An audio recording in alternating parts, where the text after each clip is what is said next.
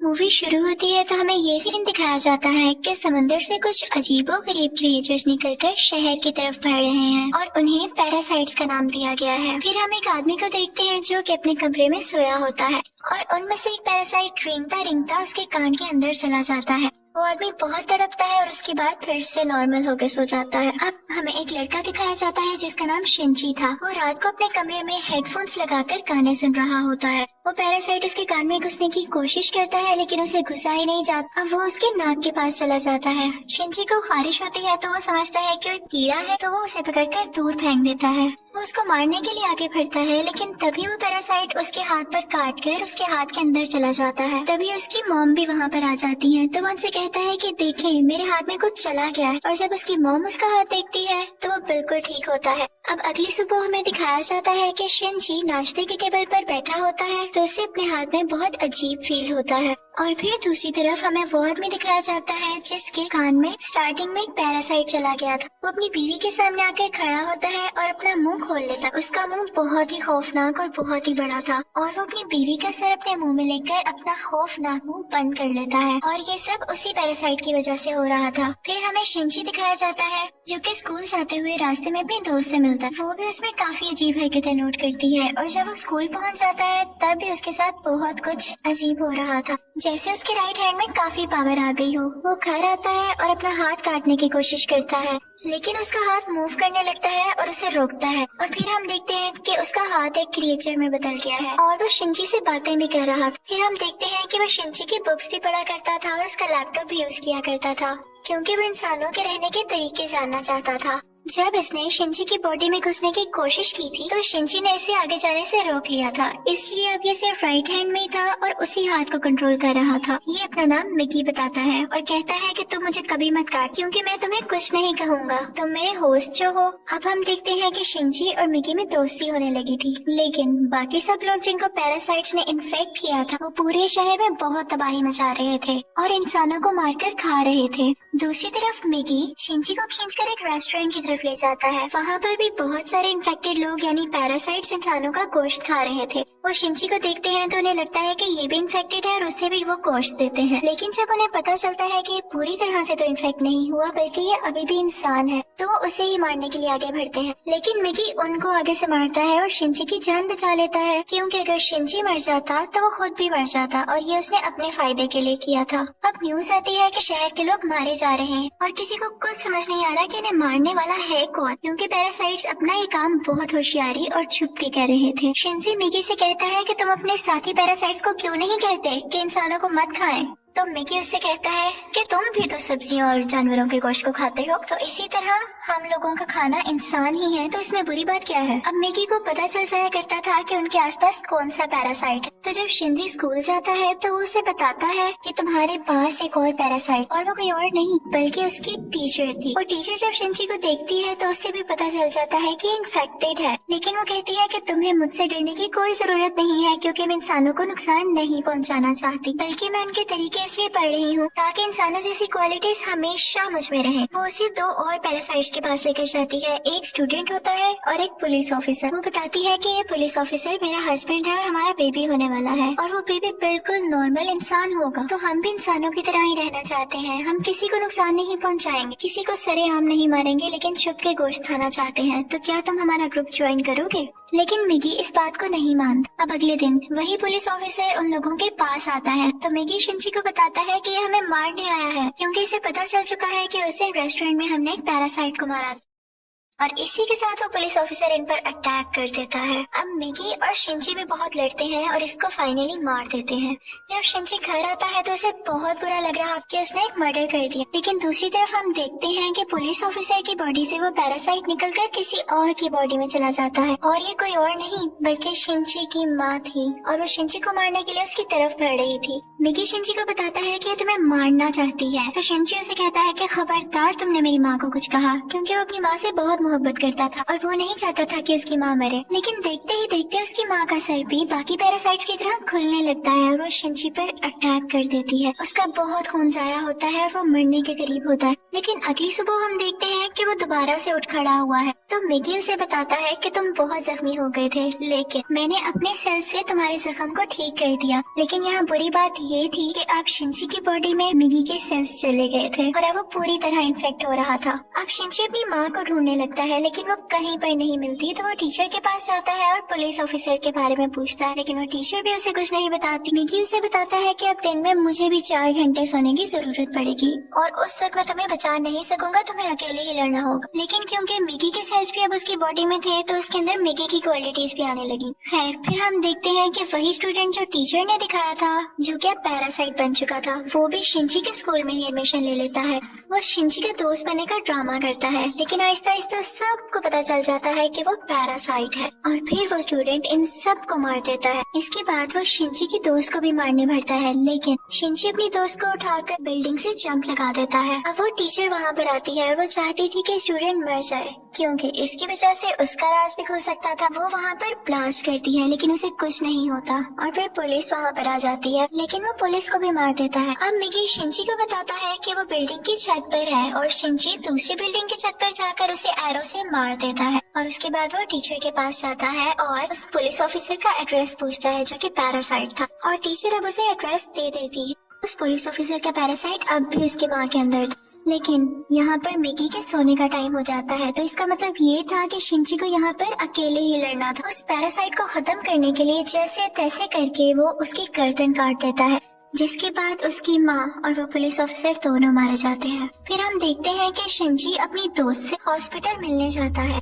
वो बातें कर रहा होता है कि मैं एक एक करके सब पैरासाइट्स को मार दूंगा, कि तभी हम देखते हैं कि कोई उनकी पिक्चर्स ले रहा है और वो कोई जासूस था। और यहाँ पर ही इस मूवी का पार्ट 1 खत्म हो जाता है और अब मैं आपको एक्सप्लेन करूंगी इस मूवी का पार्ट 2। अब पार्ट 2 में उस इंसिडेंट के कुछ महीनों बाद का टाइम दिखाया गया है, जब आर्मी को पता चल जाता है कि इस शहर में कोई पैरासाइट्स हैं जो लोगों पर अटैक कर रहे हैं और वो लोगों को बचाना चाहते थे। फिर वो जेल से एक सीरियल किलर को लाते हैं जो पहचान सकता था कि पैरासाइट कौन है और नॉर्मल ह्यूमन कौन है। उसके सामने एक एक करके लोग लाए जाते हैं तो वो सबको नॉर्मल कह देता है, लेकिन जब उसके सामने शिनची आता है तो वो सोच में पड़ जाता है और काफी सोचने के बाद कहता है कि ये भी नॉर्मल है। अब शिनची जब घर जा रहा होता है तो मिगी उसे बताता है कि हमारे बहुत पास एक पैरासाइट है और वो पास के एक बिल्डिंग में जाते हैं जहाँ पर वो पैरासाइट एक इंसान का गोश्त खा रहा होता है। जब वो पैरासाइट शिनची को देखता है तो उसकी तरफ बढ़ता है, लेकिन मिगी इसे मार देता है। फिर अचानक उसे फील होता है कि जैसे उसके पीछे कोई है और ये कोई और नहीं बल्कि वही आदमी था जिसने पार्ट 1 के एंड में शिनची और मिगी की पिक्चर्स ली थी। और फिर हमें शहर का मेयर दिखाया जाता है जो कि पैरासाइट्स की फेवर में बोलता और बहुत बुरा आदमी था और वो टीचर भी उसके साथ मिली हुई थी। और अब हम देखते हैं कि उस टीचर का बेबी भी हो चुका था जो कि बिल्कुल नॉर्मल ह्यूमन था।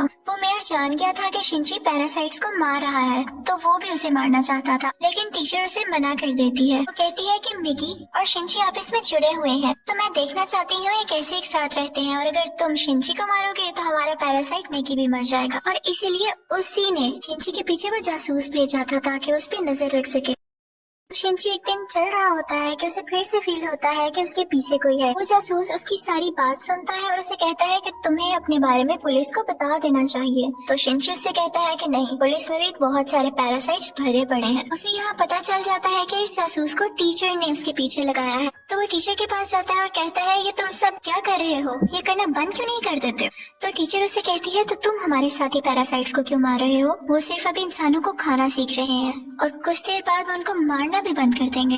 वो चुप हो जाता है और फिर जासूस के पास जाता है और उसे बताता है कि वो टीचर बहुत खतरनाक पैरासाइट है, वो किसी भी वक्त तुम्हें भी नुकसान पहुंचा सकती है तो तुम उससे दूर रहो। लेकिन जासूस उसकी बात पर यकीन नहीं करता। अब अगले दिन वो जासूस उस मेयर से मिलता है। उसे शिनची की बात को टेस्ट करना था कि वो सच बोल रहा है या नहीं, तो इसलिए वो मेयर के रूम में वॉइस रिकॉर्डर लगा देता है। लेकिन मेयर को इस बारे में पता चल जाता है और वो जासूस को मारने का हुक्म दे देता है कि ये अब हमारे लिए नुकसान बन चुका है। वो पैरासाइट को उसके घर भेजता है उसे मारने के लिए, लेकिन वो घर पे नहीं होता तो उसकी बेटी को मार देते हैं। अब दूसरी तरफ शिनची को मिगी बताता है कि तुम पर 5 पैरासाइट्स अटैक करने आ रहे हैं। अब उनकी तरफ एक आदमी बढ़ता है और उसी आदमी के अंदर वो 5 पैरासाइट्स थे। मिगी और शिंची उससे फाइट करते हैं और उसका सर उड़ा देते हैं। उन्हें लगता है कि अब ये मर चुका है, लेकिन अभी तो सिर्फ एक पैरासाइट मारा गया था और 4 अभी भी बाकी थे। बाकी के पैरासाइट्स उसके हाथ में आ जाते हैं और उसे कंट्रोल करने लगते हैं। अब वो टीचर मेयर से कहती है कि जब मैंने तुम्हें मना किया था कि तुम उस जासूस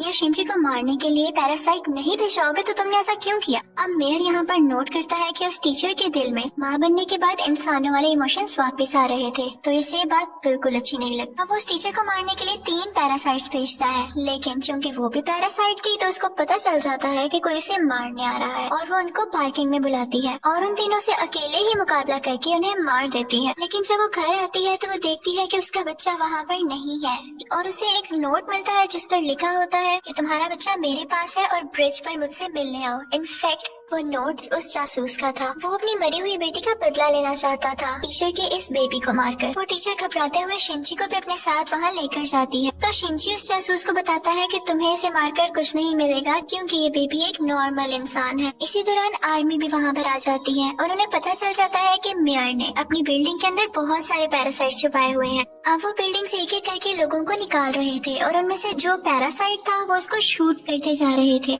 सीरियल किलर भी वहीं पर था और फिर हम मेयर को स्पीच करता हुआ देखते हैं जो बता रहा होता है कि असली मॉन्स्टर्स तो इंसान हैं जो कि पैरासाइट्स को बिला वजह मार रहे हैं। तो वहाँ पर बैठे हुए आर्मी के सब लोग उसे शूट कर देते हैं जिससे उसकी डेथ हो जाती है। तभी वो सीरियल किलर चिल्लाने लगता है कि ये इंसान था, ये तो बस पैरासाइट्स का साथ दे रहा था। लेकिन जब वो पीछे मुड़ के देखते हैं तो वही आदमी उनके पीछे खड़ा होता है जिसके अंदर 5 पैरासाइट्स थे। सब उसे शूट करते हैं लेकिन उसे कुछ नहीं होता। फिर हम देखते हैं कि जासूस उस बच्चे को फेंकने ही वाला होता। टीचर जब ये देखती है तो अपने बच्चे को बचाने के लिए उसे मजबूरी में पैरासाइट बनना पड़ता है। वो अपना एक हाथ निकालकर जासूस की चेस्ट में घुसा देती है जिसकी वजह से सबको पता चल जाता है कि वो एक पैरासाइट है। पुलिस उस पर मुसलसल शूट करने लगती है और वो जान गई थी कि अब उसकी जान नहीं बच सकती, तो वो अपना बेबी शिंची को पकड़ाने आती है। जैसे ही वो बेबी शिंची को पकड़ाती है बहुत ज्यादा गोलियां लगने की वजह से उसकी फौरन डेथ हो जाती है। यहाँ पर शिंची को अपनी माँ भी याद आने लगती है और उसमें इंसानों वाली फीलिंग्स दोबारा से आने लगती। अब पुलिस शिंची को अपने साथ इन्वेस्टिगेशन के लिए ले जाती,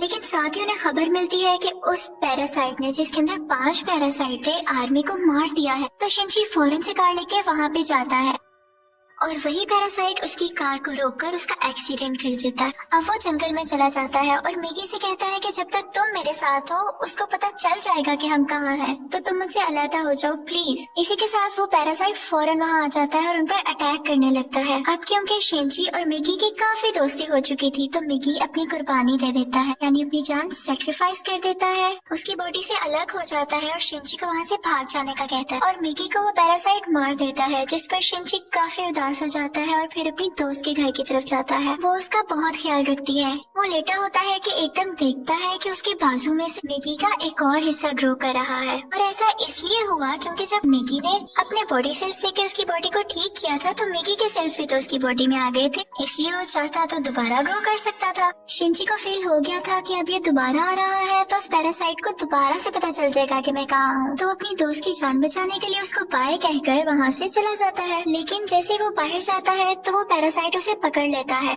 लेकिन एक फैक्ट्री में पहुंचकर शिंची एक केमिकल रोड उसकी बॉडी में घुसा देता है, लेकिन उसे कुछ नहीं होता। तो वो कहता है कि तुम मुझे क्या समझ रहे हो, मैं तो तुम्हें मारकर बाकी इंसानों को भी मार दूंगा और फिर मैं और बाकी पैरासाइट्स इस दुनिया पर रूल करेंगे। वो उसे मारने ही वाला होता है कि मिगी फौरन से उसकी बॉडी में दोबारा ग्रो कर जाता है और उस पैरासाइट पर अटैक कर देता है। इसी के साथ उसकी बॉडी में कुछ होने लगता है और वो तड़पने लगता है। तो मिगी शिंची को बताता है कि जिस रोड से तुमने इसको मारा उस पर बहुत केमिकल्स लगे हुए और अब पैरासाइट्स इसकी बॉडी में नहीं रहना चाहते और एक एक करके सब पैरासाइट्स उसकी बॉडी छोड़ देते हैं और अब सिर्फ उसकी बॉडी का ढांचा बाकी रह गया। तो शिंची वो उठाकर नीचे आग में फेंक देता है जिससे फाइनली उसकी डेथ हो जाती है। अब हमें काफी दिन बाद का टाइम दिखाया जाता है जब सब कुछ नॉर्मल हो चुका है। तो मिगी शिंची से कह रहा होता है कि अब जैसा कि इस दुनिया में कोई भी पैरासाइट नहीं रहा तो हमें भी साथ नहीं रहना चाहिए, मैं तुमसे अलग हो जाऊंगा। लेकिन शिंची उसे मना कर देता है तो मिगी खुद ही अपने आप को खत्म कर लेता है और शिंची का हाथ वापस से अपनी